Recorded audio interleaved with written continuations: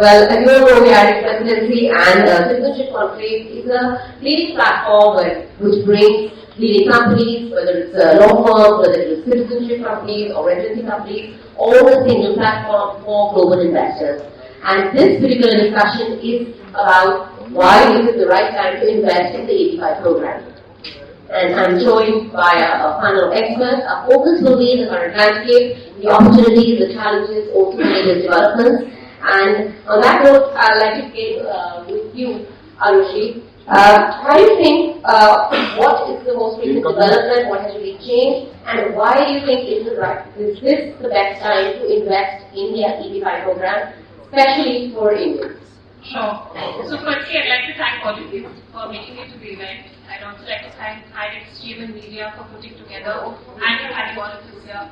Ruchiraa, you asked a very important question. Why is this the most ideal time? And I say that I feel as an attorney, practicing in this industry for the last 6 years, that my investors are more informed than ever.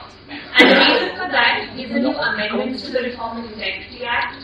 We have seen that the USCIS, which is the United States Citizenship and Immigration Body, they have brought a key of reforms. And we were all talking about it all these years. We have a lot of panelists or industry leaders today, all of whom have heavily lobbied to tell the government that, look, we have qualified investors coming into the United States. They are investing their hard-earned money, especially Indians. We truly understand how much is the cost of 7 crores or 6 crores investment into an economy.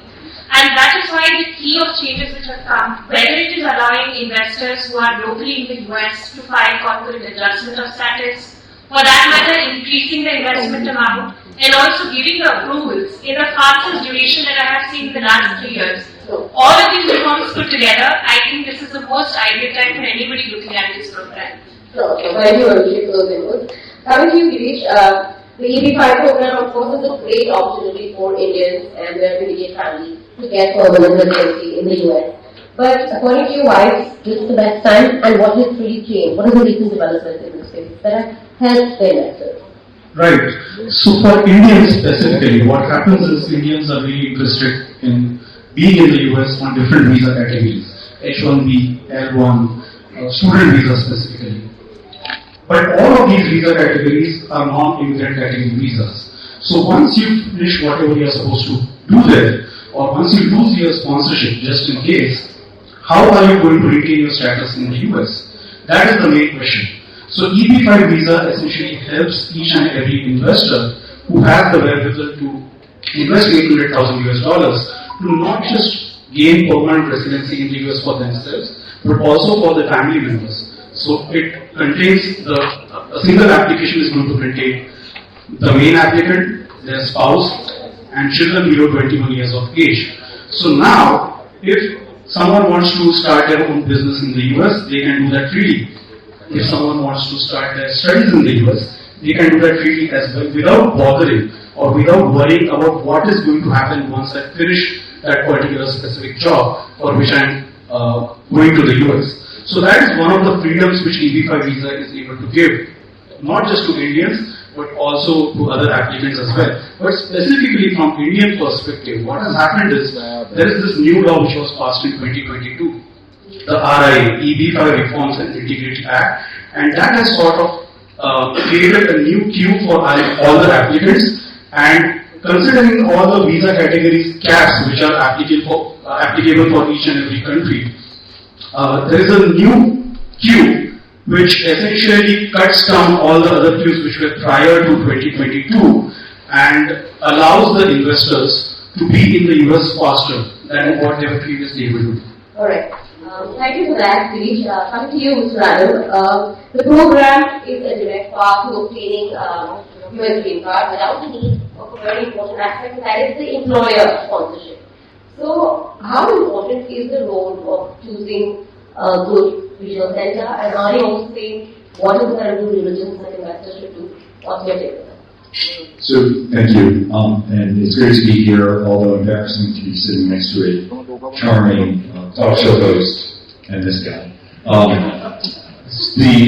This employment category does not require sponsorship, as you know. It's the only actually employment category where you you self-sponsor yourself by making this investment that creates jobs. And in the U.S., many of our development programs, many of our economic development programs really are just set up by the government, where the government sets the rules of the road, and then the investors must choose which investment they use to take advantage of the program. So all of us, or several of us on this panel, represent different companies that structure investments that are eligible to allow you to take advantage of this visa. So it's a choice that you must make.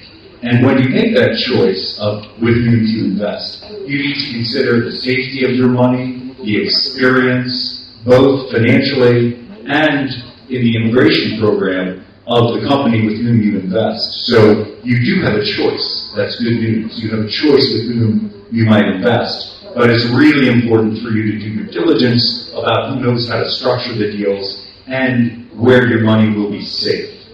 Sure. Rhea, what's your take? How important is the regional center for this program, and how should one really identify a good center? Sure. I represent EB5 Capital, and this is something I tell all my investors. It is very important for you as investors to ask the right questions to the regional center. Starting with what kind of track record does the regional center hold? What kind of repayment history does the regional center hold? What kind of projects are they doing? What's the background of the regional center? And also see whether there are project denials, whether investors have received denials. These are very important questions for you as investors to ask when you're narrowing down the regional center or a project. Alright. Akshat, coming to you, how does a regional center actually ensure compliance to the USCIS regulations, and how has that evolved over the last few years? So, with the new Reform and Integrity Act, what is obviously coming is heavier compliance, stricter compliance on the part of regional centers. I'm happy to say that all my fellow panelists and all the regional centers represented by all of us here have pretty much been following those compliance norms since the very beginning. So, while IRA has obviously made it even more stricter, good regional centers have been doing it for a long time. In terms of what are these compliances, so there's, for example, a form called the I-956G, which is an annual statement form which you submit to the USCIS about your performances, about your projects. There's a form called I-956F, which is a form that you submit for every unique project that you market in the industry, and even before you are marketing a project, you're supposed to submit all business plan details, financial projections to the USCIS. Alright. As a regional center, just the last bit, as a regional center, we're also supposed to pay something called the integrity fund. So that's pretty much a sum of money that you're paying to the USCIS so that you can comply with all these regulations, norms, and they have a set of funds to regulate what the regional center is doing. Sure, and how does the regional center really identify a project for EB5 investment? Brennan, coming to you. Well, that's changed dramatically after the changes to the recent program. And I just want to say thanks for everyone in attendance, and happy to be back here in Delhi.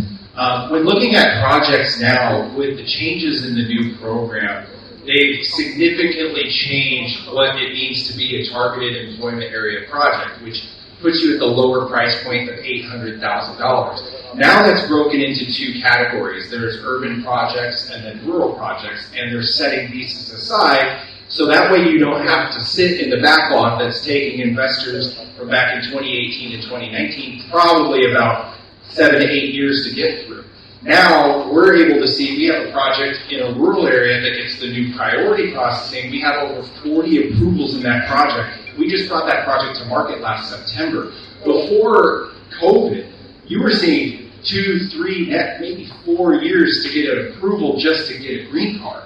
Now people are getting approved in 36 days, 48 days, times less than 6 months on average for the 40 approvals that we've had. And so identifying a project that's in an area that's either high unemployment in a city or in a rural area where you can have these new benefits is vital. And then always you have location. Location is the number one rule of real estate. Who are you working with? Who is the developer? Who is the regional center group that's helping facilitate this investment? this EB5 investment that's going to secure a new life for you and your family. I mean, that's the way I think everyone here sees that, is this is an investment in you and your family and your life. This is not just a regular real estate investment that you're making in EB5. So it's vital for us to be able to evaluate the market and see the exact places that we need to put projects, and then present those to you here. Sure, thank you, Brennan, for those insights.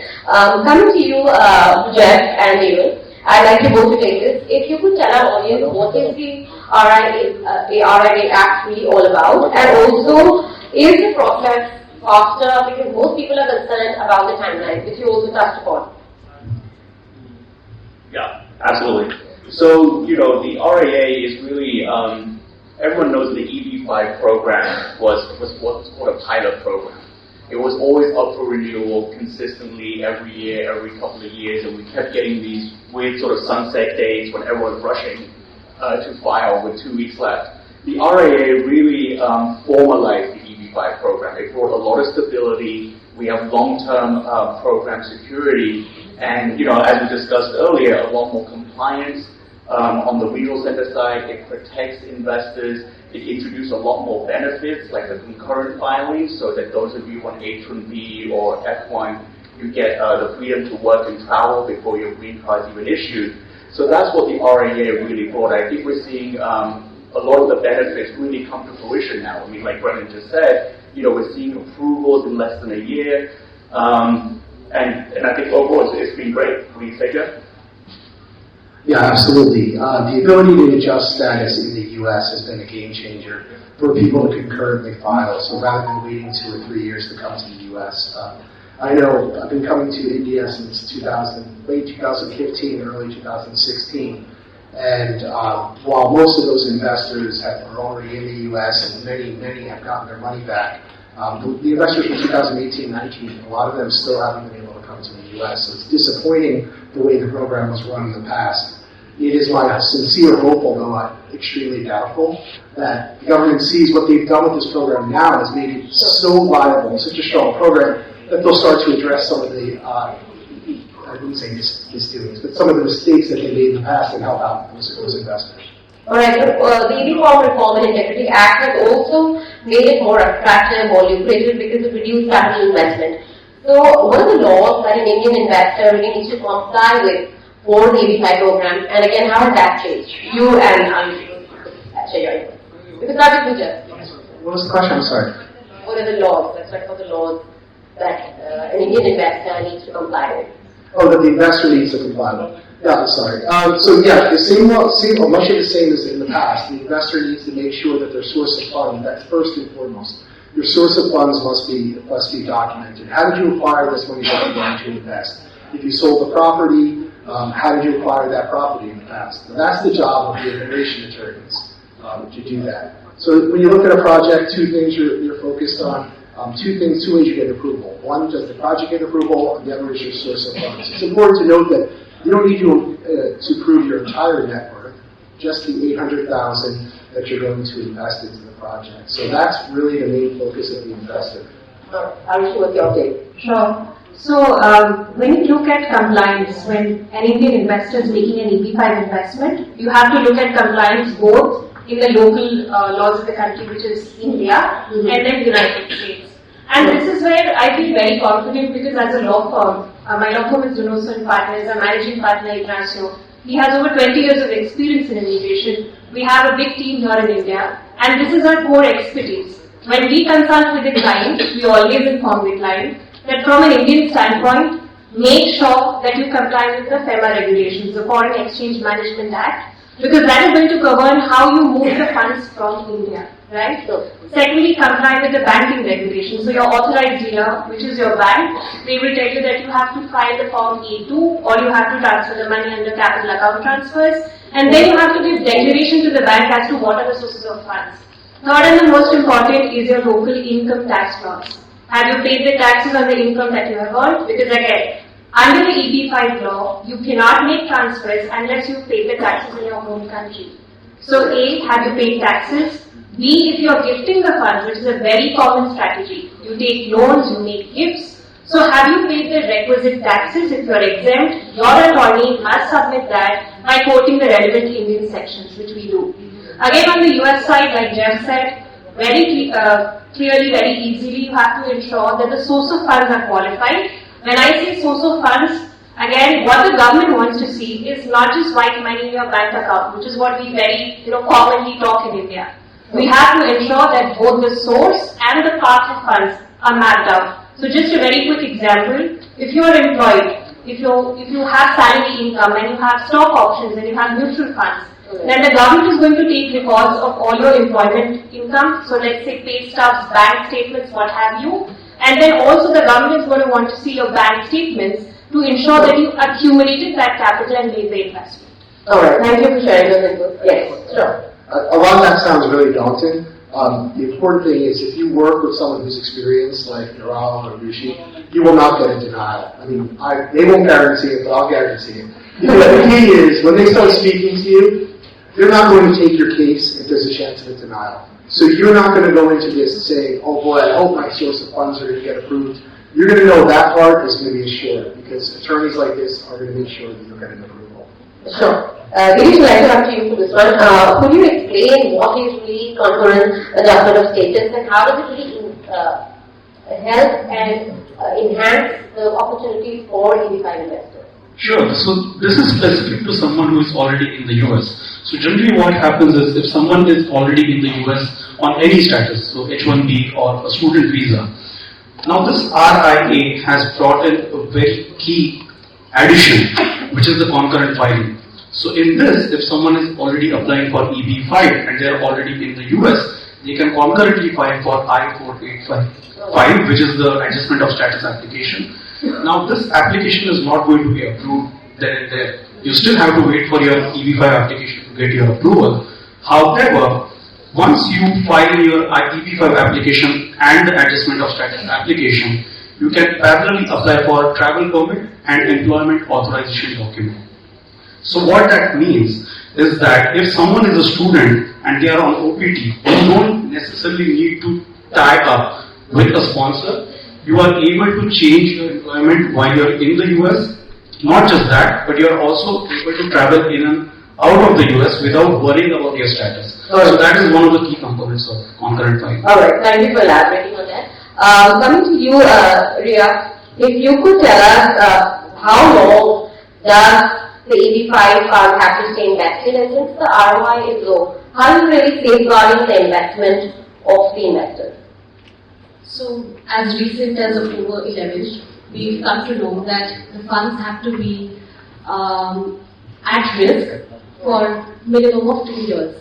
Alright. And the clock starts when, from the escrow account, the amount leaves for the job creating entity, which is the developer's organization, right? So, and coming to your second question, which is the return of investment being low at EB5, if you're looking at the financials, then EB5 is generally not for you.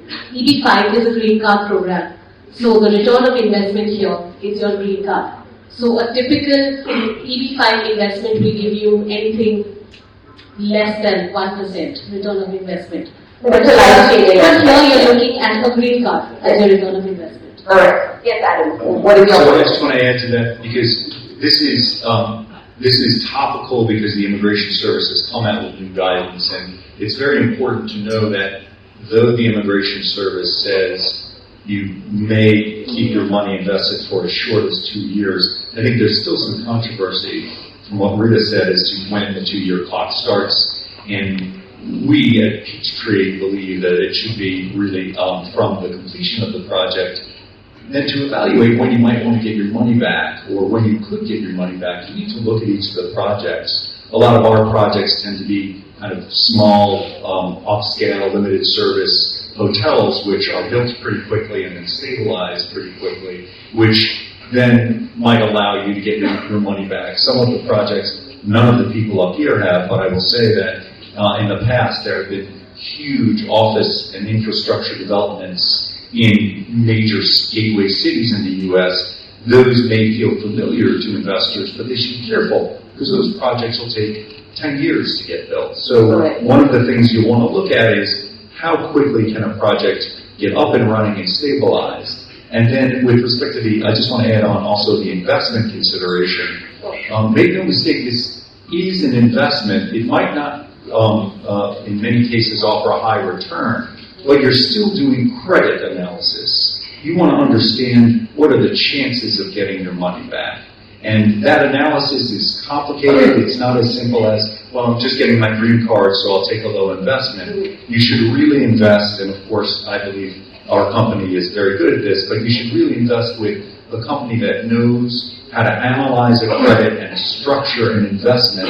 So there's a fair amount of investment analysis that you should really make sure you're doing, even though you may not be looking for the highest return on your capital. Sure. Thank you for that. And taking on from what you said, coming to you, Brennan, how are you ensuring that there is a guarantee of repayment to the investor when they invest in the EB5 program? Because as Rhea said, and as I reiterated, it may not be the best return on investment, but it is a life-changing impact. So what is your take on this? Well, to kind of pick up where Adam left off, it's when you're making an EB5 investment, like we said, it's a very low return. So what are the risks and how is the money being invested into the project? What is the capital stack of the project? These are the things that we're looking at and evaluating when we're investing into a project. One of the biggest things that you also want to see is how much skin in the game is the developer going to put? How much equity is the developer going to put into this project? Also, are you investing as an equity member in this project and your money is risked? If you're investing in pari passu equity into a deal and that deal loses any money, you can lose some of your $800,000. Most of the groups here, you're going to see more of a loan model project structure where you're going to come in and the developer will have to be essentially eliminated out of the deal before your funds would be impacted. And so what we like to do is first position lending, where we're the senior lender. Maybe we have a bank that underwrites the deal and could put a bridge loan on while we raise the capital if that's needed, but usually we're raising the capital if that's not needed. And as a senior lender on a project, then we have a significant amount of developer equity behind us, and if that developer defaults on the loan and does not pay back our investors or does not pay the interest, we have the first rights rather than a bank to go take the property from them and go through a foreclosure. So that's how we're securing this investment.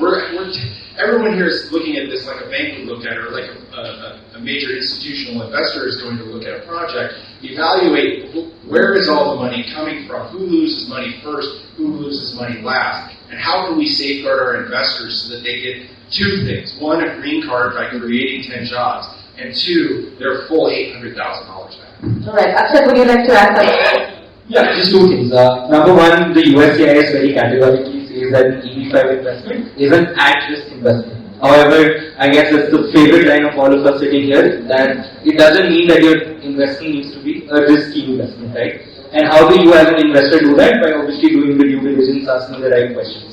Coming back to your question as to how does a regional center guarantee? So technically a regional center cannot guarantee the refund of investment because the word guarantee is sort of dubious to be using in EB5. But yes, certainly a good regional center would take steps such as having an escrow account, just like the senior lender would release funds to the developer as the developer meets construction milestones. Similarly, a regional center would end up disbursing funds on a timely fashion. What else can you do? You can have a holdback escrow account. So the concept of a holdback escrow account is where you're keeping a certain sum of every investor's money so that in the case of an exigency and emergency, if there are one or two investors that need to be taken care of, someone's withdrawing an application, all of those things can be taken care of. And obviously, as Brennan rightly mentioned about what is the capital stack looking like, where are you in the capital stack, is it a pref equity, is it a mezz debt, all of those questions I think are integral for you to know or look at when you're evaluating the project. Just one tiny point there on the guarantee of return. It is true that the regional center cannot guarantee to repay each investor. That does not prevent credit enhancements for your investment, where you may have a loan that is guaranteed from some capable, creditworthy party to repay the loan, the EB5 instrument. So it's important to know it's part of your credit analysis. But when you see the word guarantee, it is likely structured properly by this group. Sure. Coming to you, Aarushi and Rhea, I'd like to both take this. Why now? Why India? Because for EB5, India is a huge market. So, in one sentence, why do you think this is the best time for Indian investors to look at this program? I think for two reasons. The first thing is that right now we have the provision of visa set-asides. So if you look at the visa bulletin, every month, basically preemptively, forward-looking, we come to know whether a particular US visa category is current or subject to visa backlog.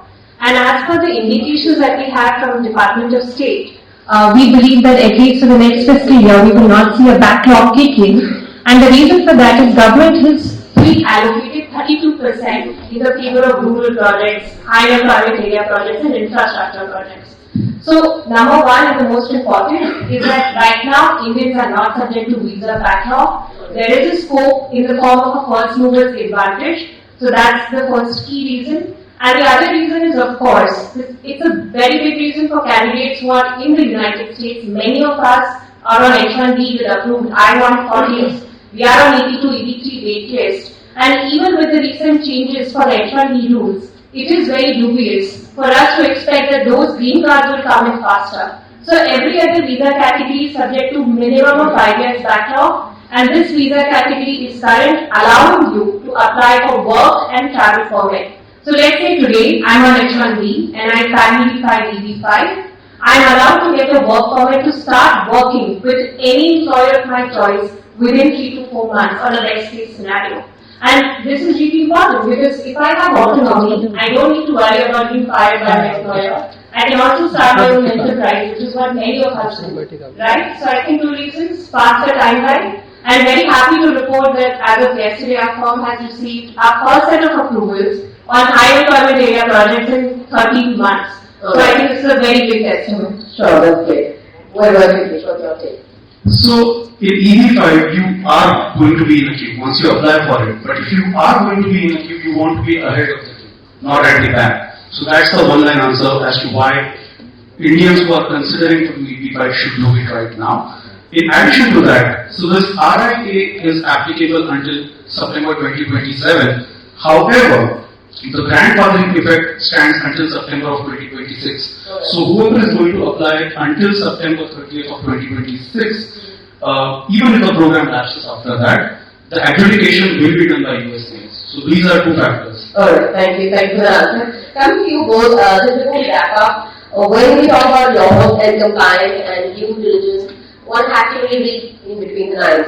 So how are you ensuring hand-holding of your investors for that whole process? Both of you, if you could share. Yeah, I think that the first thing is transparency. So for us, I think in EB5 there are probably only 2 people that are registered broker-dealers. What that means is 3G, where I am, we are registered with U.S. Securities, with FINRA. We voluntarily did that. We don't have to do that, so that you can look up our firm's background. You can look up my entire career to see if I've had any violations, etc. I think that has always, to me, given investors a level of comfort. The other thing is to know investors need to know that we're in compliance with USCIS laws. Those 2 things are important, but I think really what has really helped out in India recently that I've noticed is that EB5 from 2016, we're starting to see hundreds of investors that have been repaid. When I first started coming here, people didn't believe in this program. They thought it was a scam. What are you talking about, etc. No one knew anyone who had done it. But the biggest thing you can probably do as an investor is try to seek out friends in your circle that have done this, had good experiences with regional centers and gone the full distance, because those people are around now, hundreds of them at least that I know personally. Yeah. And on the flip side, as immigration attorneys, our job is really to take you through the entire process. That's why doing the due diligence on your source of funds documentation, make sure it's filed accurately, make sure you get your conditional green card, make sure you get the permanent green card, and basically everything else in between. Any sort of counseling you need in between, that's what we're here for. A lot of investors come to me and they ask, well, okay, how do I know which project to pick? Now, obviously, we're not broker dealers by any means, we're not financial experts, but at least, you're experienced enough to know what makes a good EB5 project and what makes a bad one. You want to make sure you ask the right questions. When you speak to a project, make sure you ask about their track record. You want to know, have they secured all their funds? Have they done EB5 projects before? How many approvals do they have? Do they have completion guarantees? All these things that your immigration attorney should be telling you so you make a good, informed decision to minimize your immigration and your financial risk. Alright, so we're going to wrap up, but just before we do that, I'm going to ask you one question, and I would like you all to answer in one sentence. We'll start with you, Akshat, and that is a single strategy for investors. If you put yourself in an investor's shoes, a single strategy while going forward with the EB5 program. Don't believe anyone else, just believe on your own tools. Alright, fair enough. Rhea. It is the fastest and the most predictable immigration option for you to take currently in India. Alright. Mr. Brennan. That's true, so I'll say evaluate each project individually. Really see what is going on with the deal that you're making an investment in. So a comment to add to Brennan, I would say, make sure the group you're working with also has deep expertise in evaluating and structuring the projects into which you invest. Alright. Please. So investors need to work with someone who will help investors to get the permanent residency. So it's a step-by-step process. You don't want to be in a position where you're in the US and then you lose your status. So work with someone who will ensure that you are in the US and permanently. Alright, fair point. Aarushi. So I try and answer in 3 words. Be aware, evaluate, and execute on time. Perfect. Yes, good. I'll throw this out there, and no one takes me up on it. Hire a third party to do analysis, independent third party. You're paying $800,000, spend another $5,000 or $10,000 with have a CA or an investment advisor to take a look at the deals. Pick an experienced team. Alright, thank you so much. On that note, thank you for sharing your insights about the EB5 landscape. And clearly, the American dream is not that big a dream. It is very achievable. On that note, it's a wrap from all of us here, and thank you all.